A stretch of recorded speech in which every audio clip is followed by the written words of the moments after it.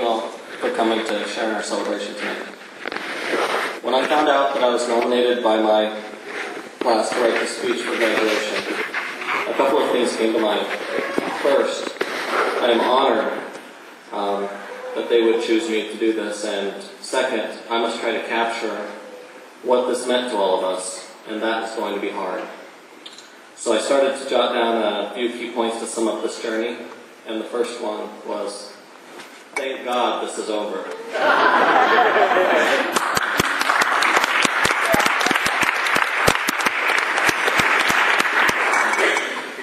We, the Paradise Valley John C. Lincoln nursing class of 2011, sit before you tonight.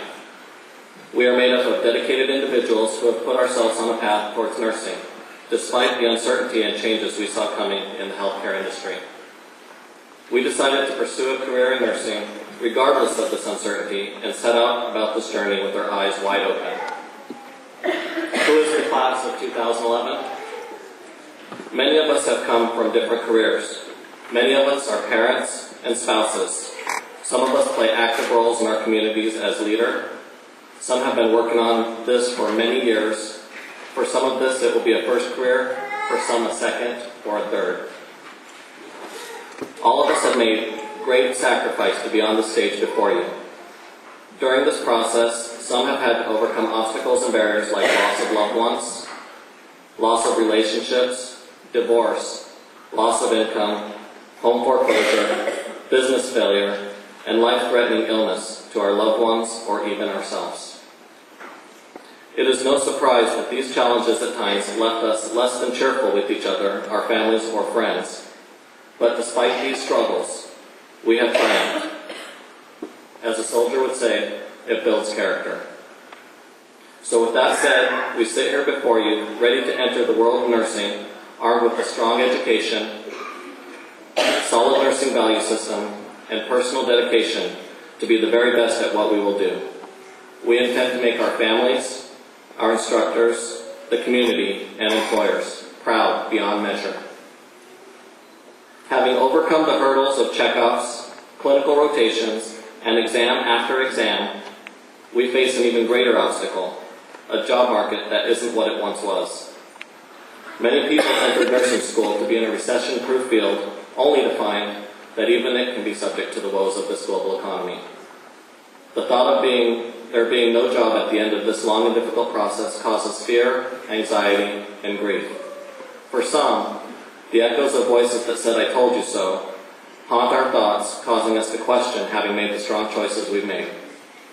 In the words of Florence Nightingale, apprehension, uncertainty, waiting, expectation, and fear of surprise do a patient more harm than any exertion. I think that is true for us as well as we set about our next difficult task of finding our first job as a nurse. It certainly was true each time we sat for an exam during the past 2 years. It is in these moments that we must remember what made us do this anyways. Whether it was a childhood dream, the drive to provide decent living to our loved ones, or the desire to recreate the care that we once received at the hands of a team of nurses, something drove us each to this career choice. Somehow we must overcome these fears, hold our heads high, and find the courage to continue on into this trusted and respected field despite whatever new challenge presents itself. What will this look like? It may look like the persistence of putting in one application after another. It may look like keeping a positive attitude when one sees someone else coming out of the interview for the same job. It may look like a move to a different city or state, or even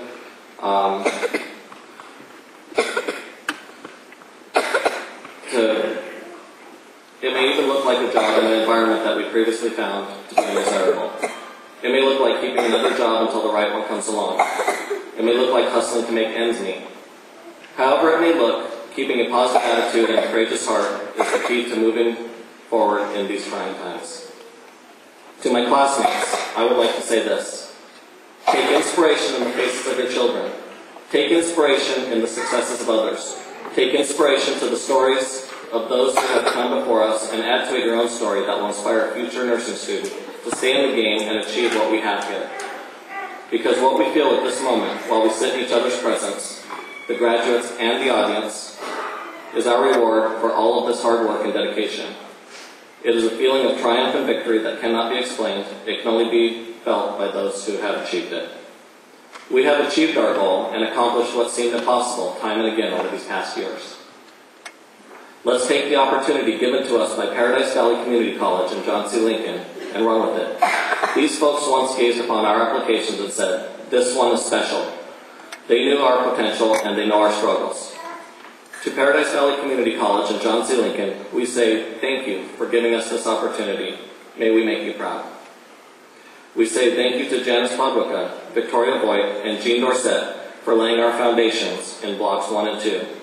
We thank Rose Dermody, Sean Harrell for their leadership and challenging us to see the bigger picture with our education and our careers. We thank Pam Warren and Cheryl McGregor. We thank Jackie Couchard for giving us pure positivity all the time, every time. And Debbie Green for your encouraging words and kindness when we see you on the floor. We thank Diane Frankenfeld, Sharon Winfrey, Cynthia Epilani, Andrea Crumpos, Lauren Armstrong, Charlotte Azell, Mary Barona Fish, Melly Peterson, and Meg Kelly for your hours and dedication to build on our foundation to get us thinking holistically and using all of our senses. To the clinical agencies that hosted us, Maricopa Immunization Clinic, Hacienda Healthcare, Cook Healthcare Center, Phoenix Mountain Care, Beatitudes, Banner Health, John C. Lincoln, both North Mountain and Deer Valley Hospitals, St. Joseph's Hospital, Taros, and Maricopa Medical Center, we say thank you. And do you have any openings? To all of the preceptors that took 96 hours to show us what it takes to be a working critical care, obstetric, pediatrics, emergency, and medical surgical nurse, we say thank you for the sobering reality check. May we be as intelligent and graceful as you are all someday. To Dean Denise Dujean-Philippe, Bruce Pearson, and Rhona Forsythe, we thank you for the opportunity you've offered us and hope that you continue to offer us further opportunities like jobs. It is the end of an era, with us being the last graduating class of the John C. Lincoln Affiliate Nursing Program with Paradise Valley Community College. And with that comes some sadness. For many of us, this was our doorway into the nursing program, and now that door will be closing behind us. It feels strange that it will not always be there, but for those of us who were able to be part of it, we are proud and thankful that we were able to. To our classmates who have moved on to other programs and endeavors, we wish you well and thank you for your friendship. To all of you, our families and our friends who have supported us, challenged us, wiped our tears, and held us up, thank you cannot begin to express the depth of gratitude that you are owed. We will not get back the time that was lost, but we can make it up with time that we will spend in the future. To our study partners who sat endless hours in coffee shops, bakeries, libraries, living rooms, closets, pods, or hour-long freeway drives from the East Valley, holding us accountable for the information we were to know, we would not have made it without you. Finally, to my classmates who sit here, committed and triumphant, let's not lose each other. We pulled for each other, or sometimes were pulled, maybe even dragged, hanging only by a thread, or pushed through the best and worst of times. We share memories only to ourselves, and this bonds us in some way.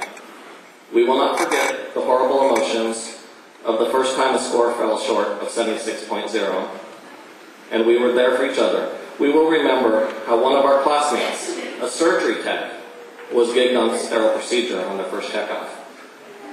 We will remember how that first insulin injection went onto the patient instead of into the patient. And we know the emotions that went with breaking off communications with your therapeutic communication subject. Or the emotions that are attached to the text message, grades are up.